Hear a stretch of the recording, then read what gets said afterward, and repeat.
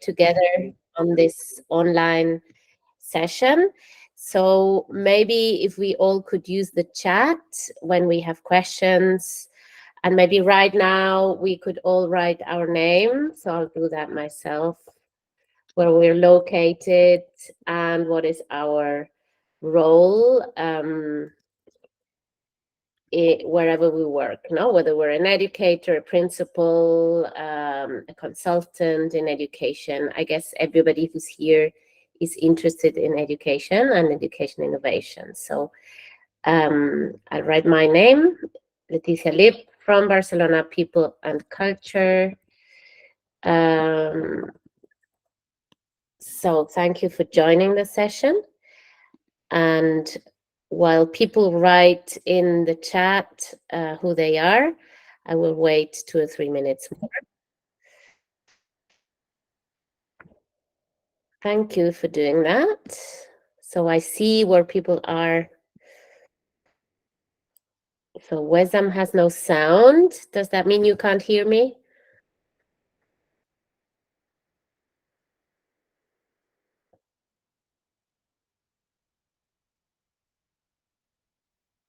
Yes. Okay. So let me see. The audio is not working.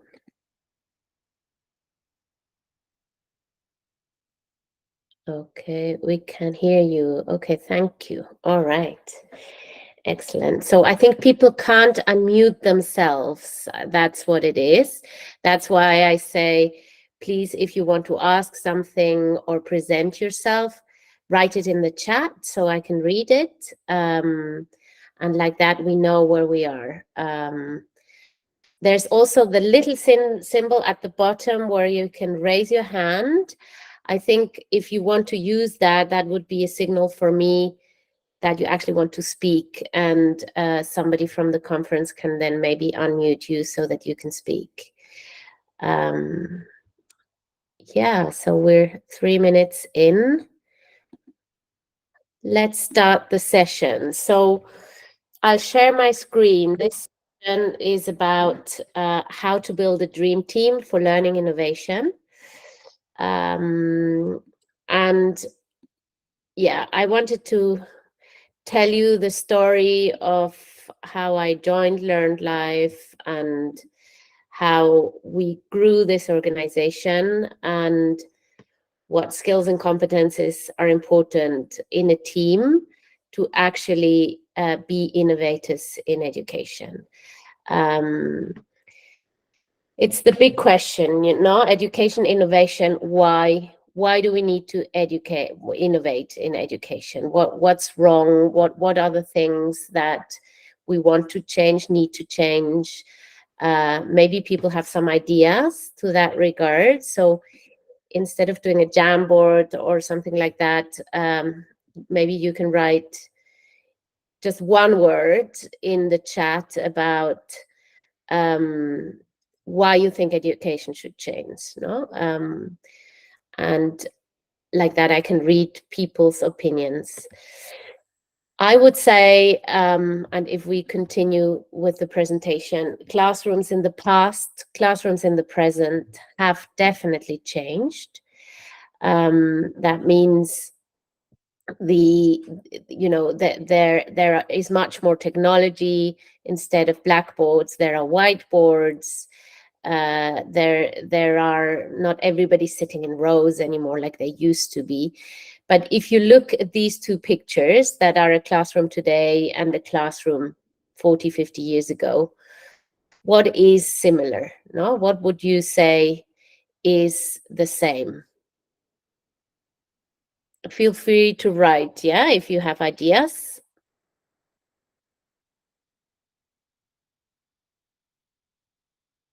Obviously, the picture has the teacher, yeah, the teacher is at the front, exactly.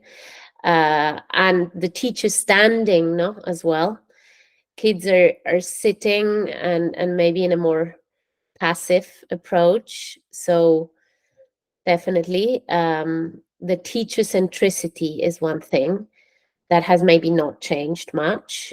The tools have changed, the colors, the technology, but it's still a space with teachers and students. Now, I want to show you now a few pictures of what we built here in Barcelona and how our learning spaces look like. And maybe we can then together decide what is different on those pictures. And that would be the next slide. So you can see here our primary hub that is more nature-based and our secondary hub that is more urban. We call them eco and urban hub. And different moments of children learning in different environments and different postures. What is radically different here, would you say, to the previous pictures? Feel free to write in the chat again. Don't feel shy about that. Like that, I hear opinions and voices.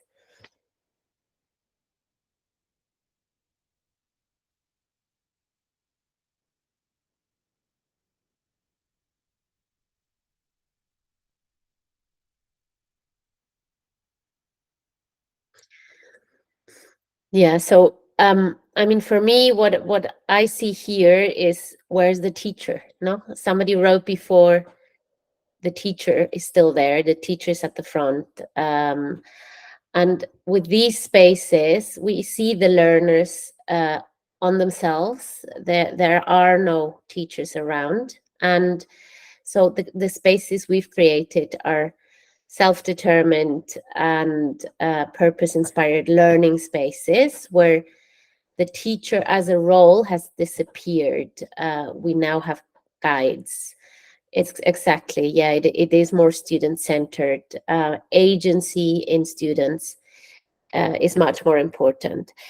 But as I say, and we can show pictures, learning or education spaces are important, and they are definitely conducive to learning, the context.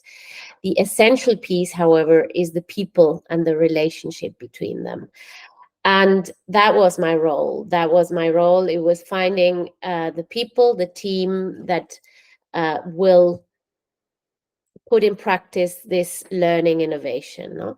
When I met Christopher Pomeranian, who is at the conference in person and will speak later on, he told me, I have a dream. I want to positively change education and let's build a school. And he didn't want to call it a school, really. He said, let's build a learning community where children can be responsible of their own learning, and where the smile index is probably the most important one. So for all people to love learning and flourish in life. That was his dream, right?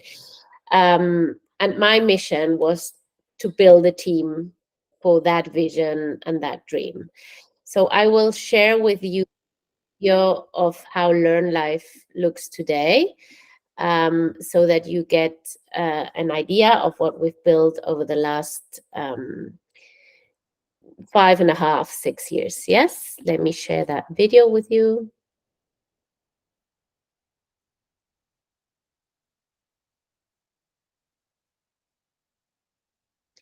Okay, here we go. Raise your hand. Do as you're told. Don't go outside to learn. Memorize, regurgitate. Measure, repeat. Don't make mistakes. Too slow, too bad. Too fast, slow down. Passions, let's be serious. Why is it that the world is changing so rapidly, yet children globally remain in education systems that barely differ from those of their grandparents? To make matters worse, the job market is changing faster than schools can keep up. By 2030, 65% of youths will need to find or create meaningful work in areas that don't currently exist. And 800 million people will need to reskill or be out of a job due to automation. The COVID-19 pandemic has only exacerbated this problem. Students and teachers have had enough and have realised a change is needed now. We are at a point in time where there is an opportunity to finally overhaul the current education system and its outdated practices. At this place, we have a group of wonderful learners that now have a unique opportunity to actually live a new learning paradigm. A learning paradigm that is learner-centered and that focuses on purpose-inspired and personal learning that can actually replace instructional education. This new way of learning has been developed based on research, best practice examples, and 27 of the most effective learning methodologies from over 100 hugely innovative schools around the world. We have implemented the new learning into our Lighthouse Learn Hubs in Barcelona, where we have a community of 170 lifelong learners exploring and living in this way of learning. Learners are supported with the space and freedom to explore their passions and their life purpose. Now we are bringing this better way of learning to the world.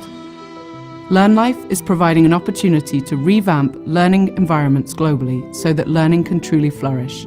We are turning schools into creative and digitally empowered learn hubs. We are transforming teachers into world-class learning guides. And we are paving the way for students everywhere to become passionate, lifelong learners. Learning is not just a right, it's a foundation for a better future. There are many competing priorities on this planet, from global warming to poverty to political unrest. But lifelong learning is undoubtedly the root of all solutions to what our destinies would otherwise await. The current path of education is already obsolete, and this is one of the biggest risks for mankind. Stand up. Speak up. It's time to break out of that box.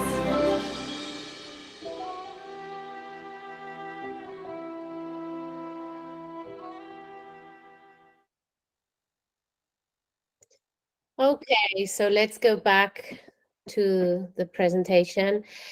This is the dream. This is what we've built. Nowadays, we have 240 learners in our learning environment. And as I said, with this dream and this vision, my mission was to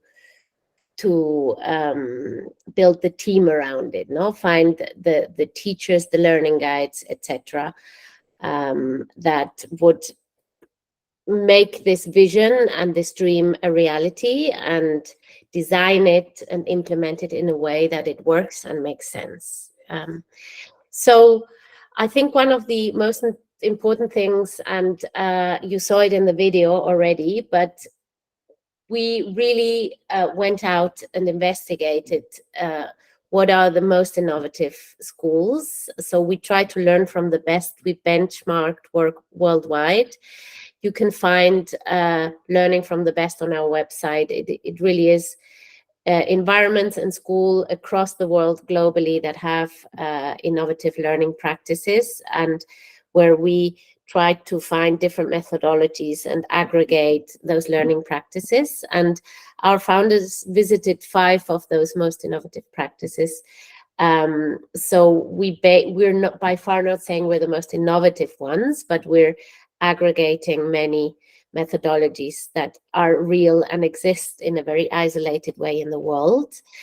Also, the new learning paradigm, as we call it, is really based on profound research in neuroscience.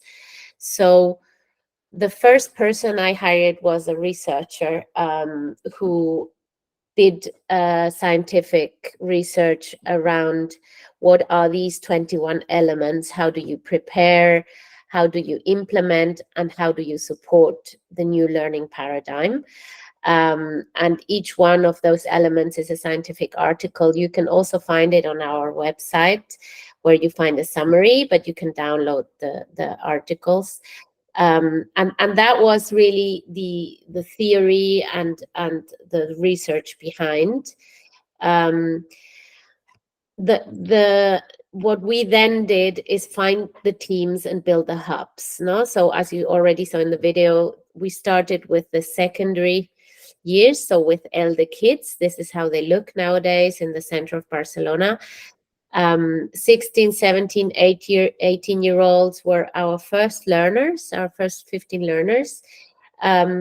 This is post-obligatory schooling in Spain. So these were kids that probably had lost love of learning, were disappointed with schools, parents didn't know what to do with them, where to go next. and shift that attitude towards learning and have them develop a very positive relationship with educators and, you know, become again curious, creative, and eager to experiment and explore the world and learn and find out who they are, was our first work. As you can see as well, we have like 3 sub-programs within the secondary years that is more or less defined by age, but it's more defined by how ready you are and how autonomous you are. So there are 3 groups: explorers, creators, and change makers. We started it all in 2019, and then in 2020, in the middle of the pandemic, we also went down to the primary years. These are 2 pictures of our primary years hub, inside and outside. There again, we have kids from 6 until 11 that cross from 3 subgroups: adventurers, discoverers, and pioneers. This is to give you an idea of the program that we developed and the spaces. Our mission has always been to not build a private school or a chain of schools, but really become a lighthouse of inspiration for other new learning environments or other school groups who want to change, or individual schools who want to innovate, understand, okay, how do I do that? Where do I start? You know, we want to help other educators, leaders to you know, to start this transformational journey.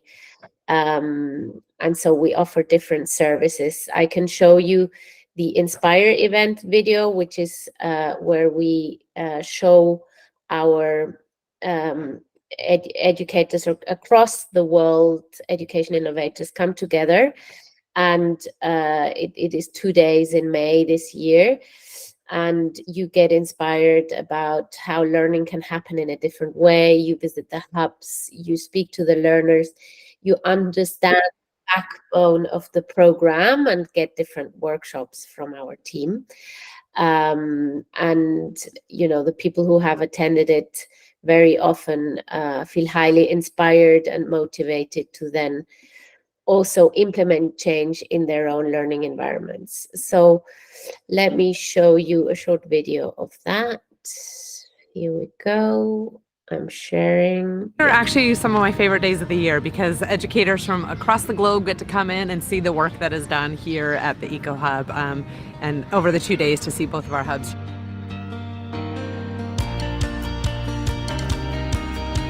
It's crazy. Like, I like it how free the students are and they still have a concept. This is really what I want my students to be. The space is beautiful. It's like a beehive. Yeah. Buzzing. They really challenge their creativity, their responsibilities, and freedom to do whatever they want, do what they truly want. I think the biggest benefit of coming to Inspire is actually to see how innovation look in practice and what is possible outside of the framework of traditional education. We are from the American School of Barcelona, and we were thinking about how we could move our educational program more towards project-based or passion-based learning, and so we sort of set out to look for examples of places that were doing this kind of work. I would say the most impactful thing that I'm taking away from this workshop is visiting the schools.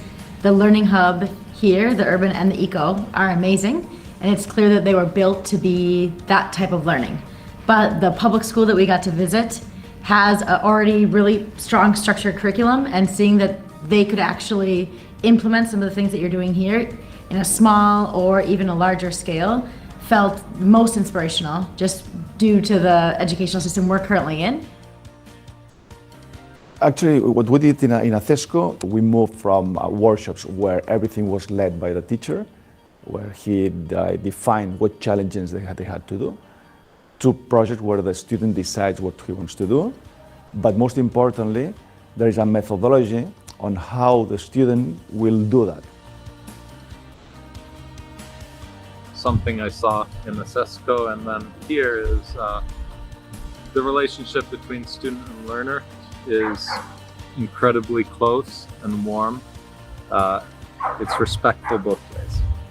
So the inspiration behind Inspire is to say, let's get together and we can share our story, we can hear your story, and we can hopefully give you insight into how do you bring the different threads together in order to create the change that you're after. And that's what we want to do, inspire you.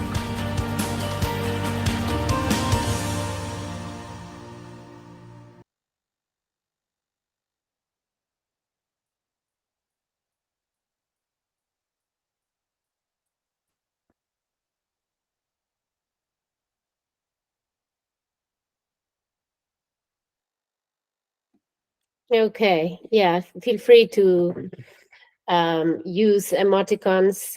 Thank you for the feedback. Yeah, it really, you heard other school leaders who came and visited and then actually implemented, change their own communities through having visited, seen, and it is really this aspect of making it tangible, and so many people talk about learning innovation and so few people actually implement it and use it, no? And this is really the hard piece. How do we implement that dream? So continuing on, talking about how to build a team around it and what kind of educators or teacher can sustain and develop this change. I would like to go a little bit into how do you find these people? What are teachers or what are teachers within my actual organization that sustain this change? Maybe some people know Jim Collins' book, Good to Great. He says it's really about getting the right people and then getting the right people on the right seats in the bus, and then, driving and starting the adventure. So finding that talent and who are the right people. And it's not just about motivation. It really is about skills and competences and very much their own vision. Bringing people like that together in itself in a collaborative way is the very first basis and the most important thing. So now you could tell me, listen, we don't have the luxury to hire the team from scratch or build it from zero. So not many organizations have this greenfield situation that we have at Learn Life. So what you could then do is really look at what staff do I have in my organization. And what I'm sharing here is the curve of diffusion of innovation that probably some of you already know. So it would be important to analyze and assess who are the innovators and early adopters within my organization.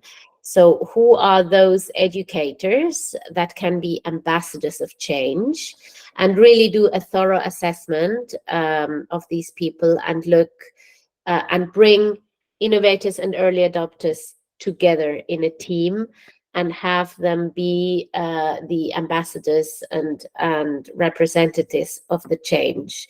Never try to work with laggards, never try to work with late majority. They will always say, no, we can't change, not possible, no time, no budget. So there will be no solutions mindset. But if you manage to get at least, they say, 13.5% of your organization motivated with change, the early majority will start to look, what are they doing? I'm curious, let's try.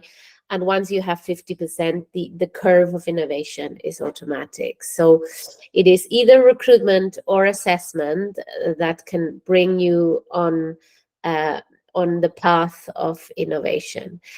And when I said before, the right people, what is the most important thing of all? It really is, and that was completely shifted that. I had like 25 years of experience previously in recruitment, in the corporate world, in startups, and we always looked at experience, availability, motivation, and skills and competences. There was never the question, who is purpose aligned? And at Learn Life, I completely shifted that. So the first question I asked is about people's own purpose. So what does that mean? Probably some of you know Simon Sinek's golden circles.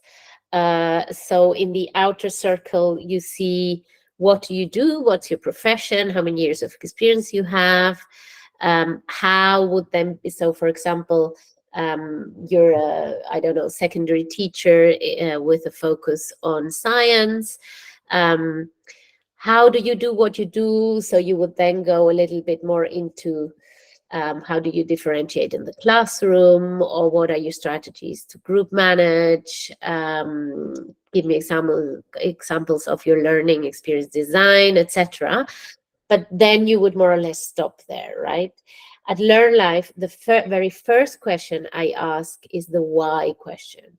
So I'm not looking for people at Learn Life or for any other partner organizations that we work for. It's why do you want to do what you do? What is your purpose? So it's more the question of what makes you get up in the morning? What's your life purpose? No? And in the next slide, I can show you a few of these purpose, vision, and values, personal values questions that I ask. So for example, how do you want to impact the future of humanity through education, no? Or learning? How far are you advanced in your vision? Tell me what's your vision. No, it's very important that people come with a very strong personal purpose to actually change. And then also, this is not a job, it's an adventure. So I really want to see what kind of examples of growth through adventure do they have in their own life. So I often say learning innovation starts with a journey within that people do themselves.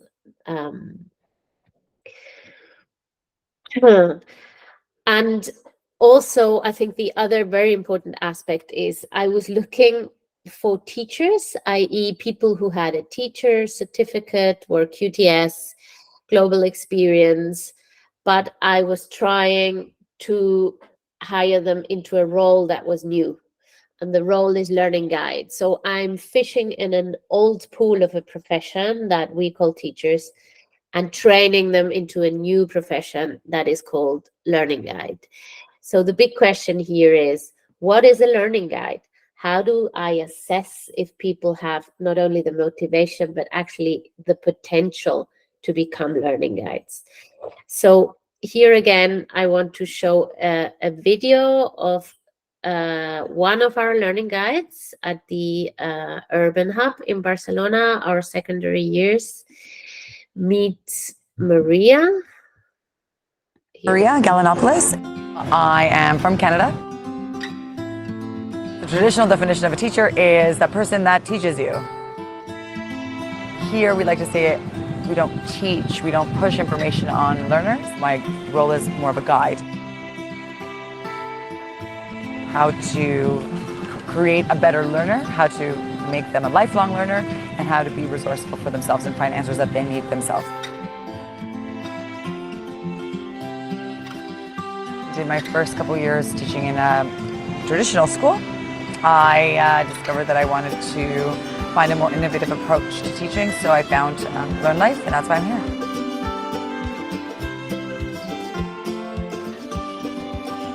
There's definitely a learning curve. Naturally, they've been used to a certain system, and so of course when they come here, they very much take on the role of a student. And it does take some time to unschool them, as we say. To kind of make them understand that they are actually taking on the responsibility of their learning themselves. You need to know how to read and write to navigate society, but it's also the very language of our culture. It's a better way to understand the society and the culture and the communities that you're a part of, and to be able to communicate with them. It's not literacy for literacy's sake, like I know how to read Shakespeare, I'm literate. It's I'm able to communicate effectively using words, through writing, and reading and understanding others' words and thoughts, and as a result, be able to better participate in society, in the culture I'm involved in, and better understand diversity in the other people around me. Think of your own experience. How many things did you learn that actually stayed with you from all those years of studying? The most impactful learning was the learning that you had to learn for a reason. It's a matter of being able to understand that it's about you, and it's not about just doing it because somebody else tells you to. There's so much more that I think is valuable for just to navigate a successful adult life in society. And in order to do that, you need to be able to find your own why, and you need to be able to self-identify and be self-aware enough to know what drives you. What is my purpose in life is clearly what I do, and I know I'm making a difference, not only for the learners I'm involved in, but for future generations and just other teachers. As you know, the more I talk about what I do, the more we expand what we're doing here, and the fact that I believe in this project is very much why I'm part of it, because I know there will be an international effect.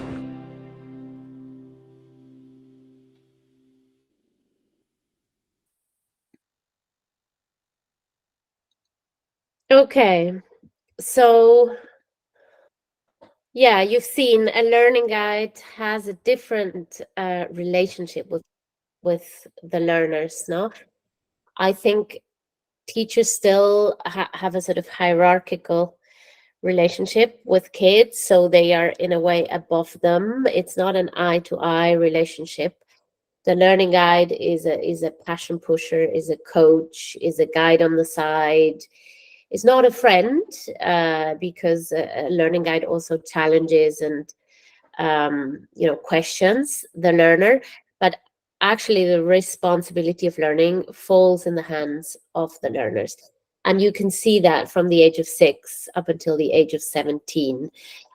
People who come into our spaces, they always say it's amazing how independent, how autonomous kids are, how freely they walk around, how self-responsible they are. Also, give them freedom and choice. They tend to be very self-reflective because they have to constantly argue and explain why they're choosing what they're choosing, and be responsible for that. It's nobody telling them to. I think that's the big difference. So if we go back to the slide presentation, by the way, if there are questions, feel free to write them in the chat. I will leave space in the end, but we can also, I can also address questions now. So we talked about what's a teacher, what's a learning guide, and also how do you assess that, no? How does a teacher become a learning guide? So going to an assessment or recruitment method, how do we select and how do we, interview people for different roles? And the images you can see definitely are the panel interview, the online interview, or face-to-face one-on-one meeting. These are conversations between adults, and very often it is conversations about past experiences and how you do things, and also motivation. Well, we thought if we want to, do things different, we also need to change how we recruit. So the way we select people is not through these conversations between adults, but we actually do assessment centers, so experiential experiences where we bring potential candidates together in a team, and we also involve kids. So learners, children, teenagers, or primary age children participate in experiences where they get to opine and choose on who will be my next learning guide. And what are we trying to see or find out in those assessment centers? And they very often are collaborative experiences where we make people collaborate, candidates together, which can sometimes also be a kind of competitive experience for some, but we try to make it as collaborative as possible. Or we make them role play with learners, again, in a sort of fast fashion, but it really is not talking about, but we want to see you in action. We want to see you with kids, right? And in the back of our heads, we're trying to assess, do they have the competences you can read here? And also, do these people have the mindset?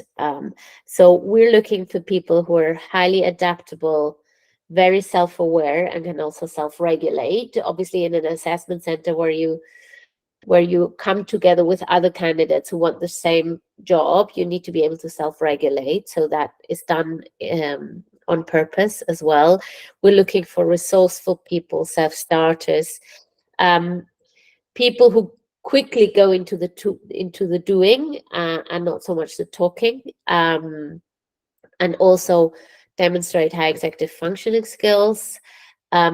Resilience, going the extra mile is important, because with change, you're pushing against the norm, you're pushing against mainstream when you're building something from scratch. If any of you have been part of a startup, resilience is a key competence. And obviously, of course, the most essential one is people who are highly empathetic and highly intuitive and collaborative. No? So the question is, how do we observe, assess, and see that? I mean, you can use psychometric tests, you can use behavioral interviews, but the best thing is really to make people interact with, a mock real situation and observe how they react, because it's very difficult for people to fake who they are.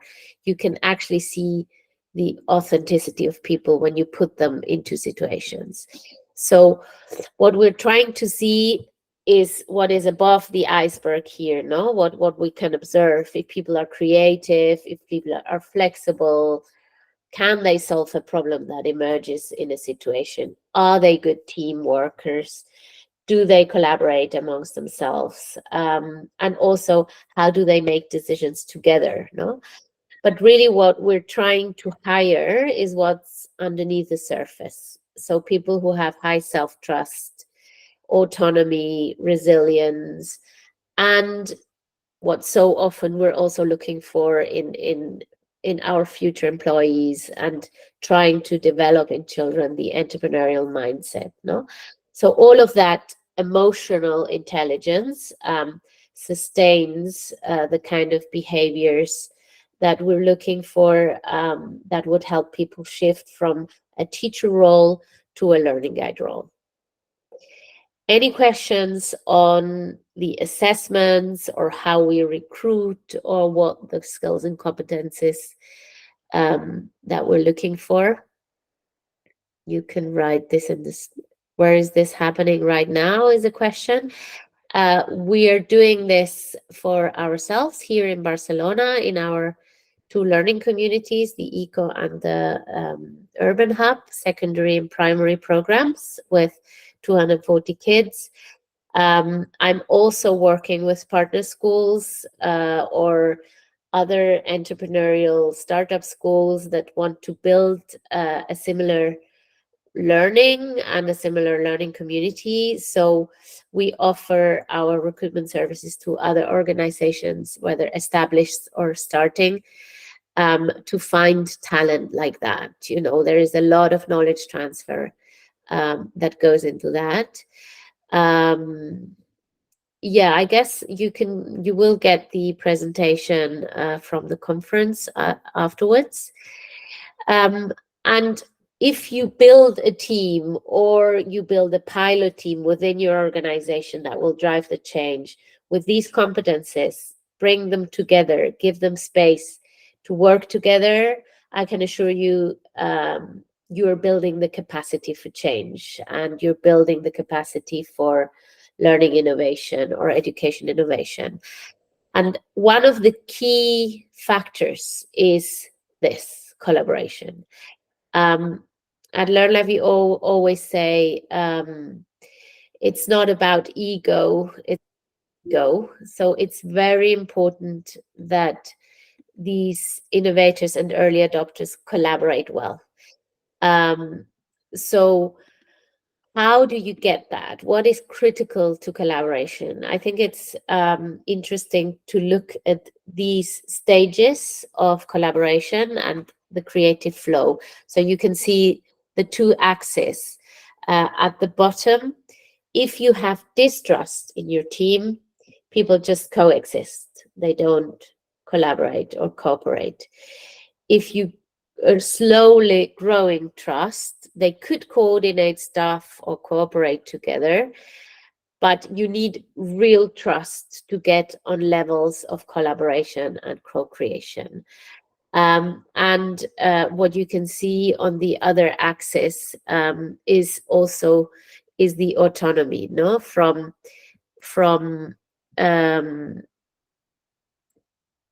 sorry, I cannot read this right now.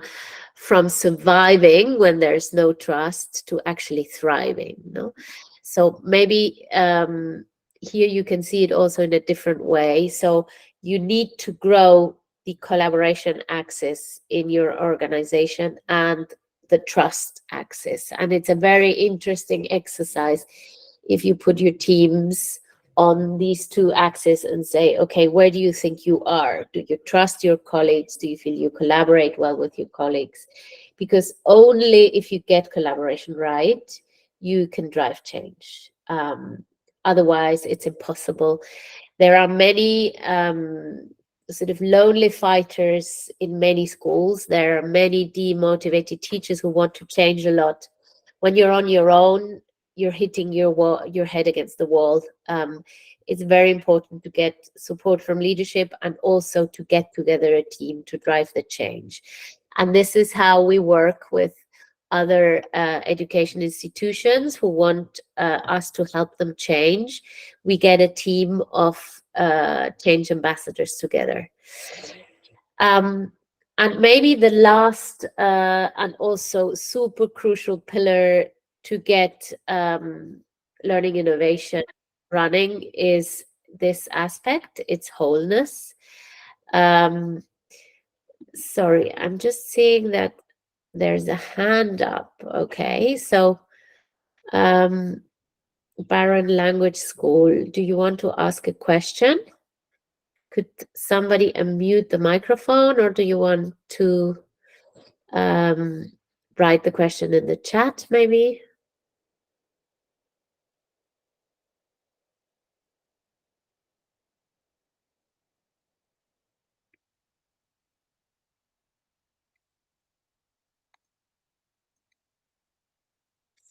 Okay, so maybe there is no question, or there's no, I don't see how I could unmute you. So yeah, the slide size. Okay. Okay, so yeah, so previously we went through collaboration, and these are the developmental stages of building trust and thriving. And this is the trust and collaboration axis. I hope you can see it now. Yeah, thank you, Emma. I think it's better to share in the chat because everybody's muted and I cannot unmute. Okay, there we go. And the other pillar is wholeness. What does wholeness mean? I'm sure all of you, when you are in a professional environment, you put on your professional hat, let's say, or you put on your suit, or you just behave in what is a professional manner. No, in learning innovation organizations, it's very important that we manage to build safe spaces. So what is a safe space? I'm really lending this from Frederic Laloux's teal organizations. So he says that it is essential for people not to just show one aspect of themselves. So, for example, their rational, their masculine side. It's very important that people feel safe to also show their emotional side, their spiritual side, their feminine side, and can appear as whole. So safe spaces and cultures are environments where people can show their vulnerability. Tears are welcome. I don't understand are welcome. I don't know how to do this.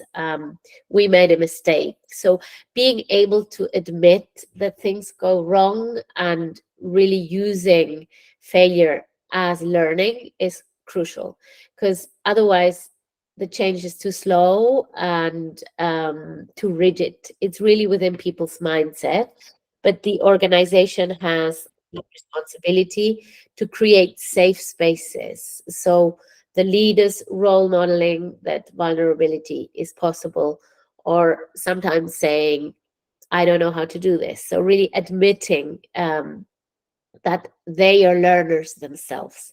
All adults should be learners in these spaces. And this is really what I mean with wholeness. Yeah. Okay. I wanted to also share with you a few organizations that we work with, where we have built their teams, recruited for them, or assessed their teams. They're in different parts of the world, and this is just a taste. So, for example, in Eastern Europe, we have the Real School in Budapest, that is a startup school like us, and has grown over the last 4 or 5 years to a beautiful primary hub, and is now starting secondary. Arcoburn is also a friend of Learn Life inspired, and we've built the whole team with them. We've done assessments with them. And in the Middle East, for example, we're working with the Dubai Future Foundation. So if you want, I can show you a few of the websites of these organizations and schools that have very similar purpose alignment, values alignment. They are also about changing the world and making learning student-centered, and really changing the world through education. And their, let's say, purpose is very, very similar. Another example that I mentioned here is the project in Dubai. Bravery Begins Within. This is the website for parents to enroll. It really is all about making learning meaningful for the next generation of global stewards. And as you can see, it's the same mindset. No, the bravery needs to start with the learners, the educators, and the whole community. No, it is about nature-based learning as well, and how to help people bring out the best in themselves. Yes. And finally, as well, the third example that I wanted to share is the Arcoburn School. This one is in Bern in Switzerland. The website is in German, but as you can see, it all is about social transformation and about changing the world by helping kids unleash their passions and their potential. So helping them take responsibility over their own learning. Okay. So finally, are there any questions that you would like to ask now? I will give you space. Please write them in the chat.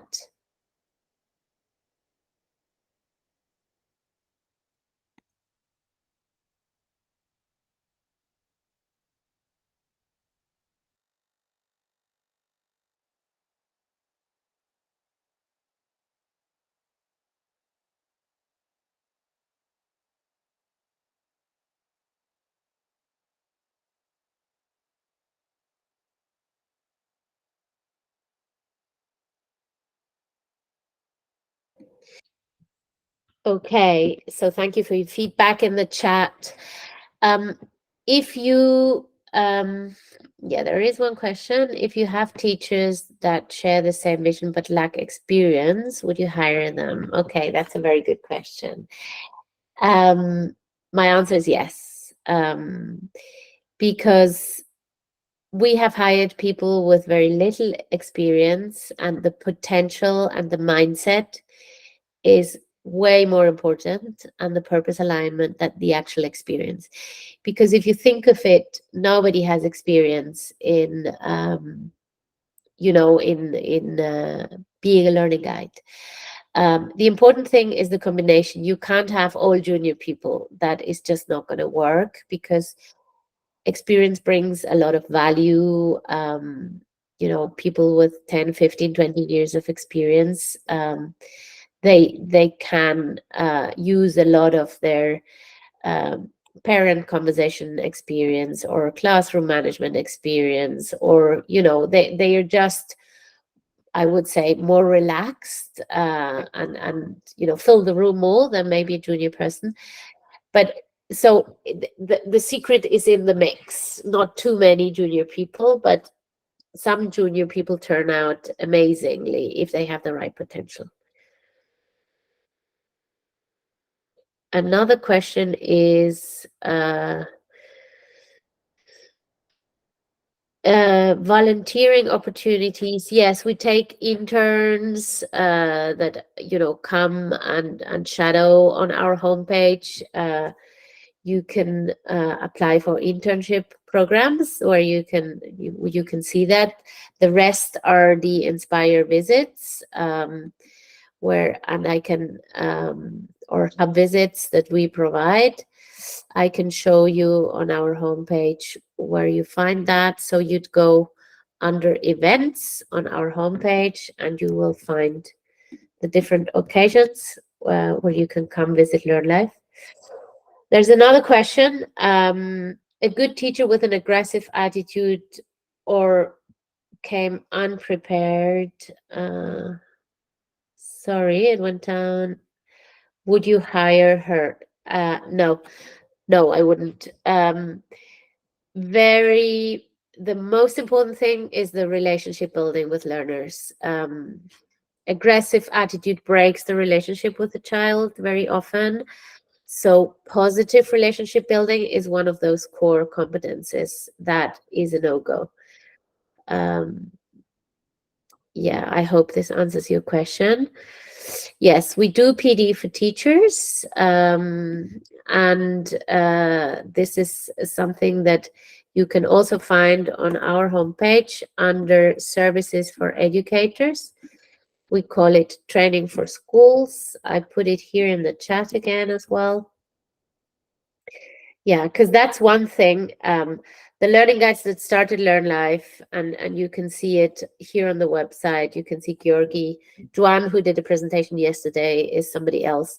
They have been developing this program themselves as teachers for 4 or 5 years, and now they're training other teachers. So for this to be scalable and to have an impact in the world, we want to train as many teachers as we can. We want to inspire as many school leaders as we can.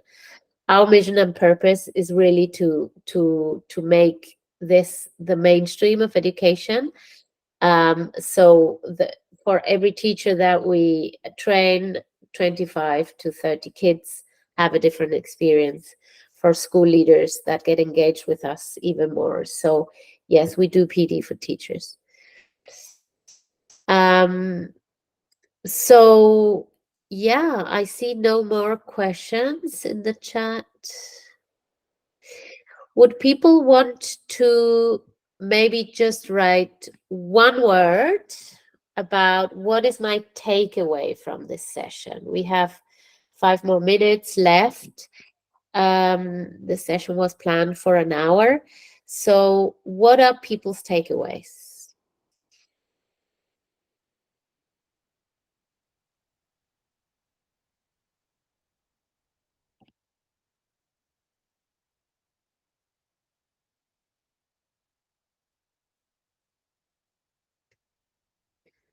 The safe space. Yeah, the importance of safe space. That's very, very important. Excited. Thank you. That's good feedback. I see more questions have come in. What criteria do you have for hiring admins? Collaboration is always essential. Positivity and positive relationship is not just something for relationship with a learner and a kid or a student, but it definitely is also important for the team. So the same values we have for learning, teaching staff, we also have for all our staff. So all the 50+ people that work at LearnLife need to be aligned with our values that are growth through adventure, collaboration, authentic trust. That's a good question. It's actually important that there's no break in that culture. Only like that the culture can emerge. Yeah, and if you have challenge hiring great people or knowing who would be the learning innovators in my organization, I have put my email here in the end of the presentation. I hope the conference organizers can share the presentation with the people who attended. Feel free to email me if you want to understand a bit more about how we can help you grow and innovate in your institutions. Thank you very much for participating, and thank you also for your feedback, the takeaways. The difference between teacher and learning guide, I think, is an essential one. It's always those things that are not visible, no, that are more difficult to understand, but often are the most crucial ones to build a learning culture in a school. Okay, so I'll stop sharing and thank everybody for their participation. Thank you very much. My heart's out to everybody. Thanks for listening. It's a pity I haven't seen your faces and we couldn't interact a bit more. I guess this is the online format. I wish you a continued good conference and have a good day. Bye-bye. Bye, everybody.